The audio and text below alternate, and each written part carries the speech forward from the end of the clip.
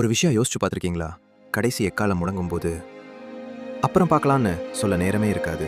வேதாகமம் சொல்றது என்னன்னா, வானத்தில் 7 எக்காலங்கள் ஒன்றன் பின் ஒன்றாக முழங்கும். ஒவ்வொரு எக்காலமும் மனிதர்களுக்கு ஒரு கடைசி எச்சரிக்கை. முதலாம் எக்காலம் இரத்தத்தோடு கலந்த ஆலங்கட்டி மழையும் நெருப்பும் பூமியில விழும். மரங்களில் 3 ஒரு பங்கு எரியும். பசுமையான புற்கள் எல்லாம் சாம்பலாகி போகும். இரண்டாம் எக்காலம் எரிகிற பெரிய மலை மாதிரி ஒன்று கடல்ல விழும். கடல் ஒரு பங்கு ரத்தமாக மாறும். கடல் உயிர்கள் அழியும். கப்பல்கள் சேதமடையும். மூன்றாம் எக்காலம் எட்டி மரம்னு சொல்லப்படும் ஒரு பெரிய நட்சத்திரம் ஆறுகளிலும் நீரூற்றுகளிலும் விழும். நீர் கசப்பாகி அதை குடிக்கும் பலர் உயிரிழப்பார்கள்.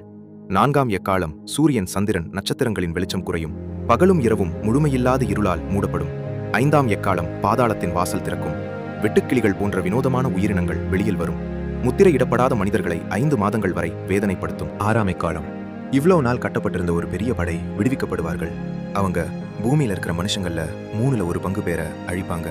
இவ்வளவு நடந்தும் கூட ஜனங்க இது ஏதோ ஒரு இயற்கை பேரிடர் அப்படின்னு சொல்லிட்டு தங்கள் இதயத்தை கடினப்படுத்திக்கிட்டு கடவுள் மேல நம்பிக்கை வைக்காம இருப்பாங்க.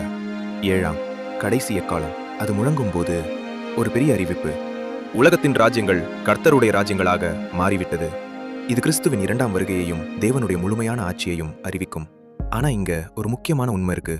இந்த எக்காலங்கள் வெறும் தீர்ப்பு மட்டுமில்ல, மனிதர்களுக்கு மனம் திரும்புவதற்கான கடைசி அழைப்பு.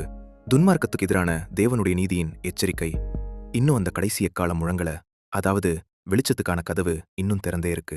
அதனால நீங்க ஒரு முடிவு எடுக்கணும். இருட்டோட சேர்ந்து போவீங்களா அல்ல வெளிச்சத்தை தேர்ந்தெடுப்பீங்களா? கமெண்ட்ல எழுதுங்க. நான் வெளிச்சத்தை தேர்ந்தெடுக்கிறேன். இந்த மெசேஜ் இன்னொருவருக்கும் தேவையா இருக்கலாம். அவர்களுக்கும் இந்த வீடியோவை பகிருங்க.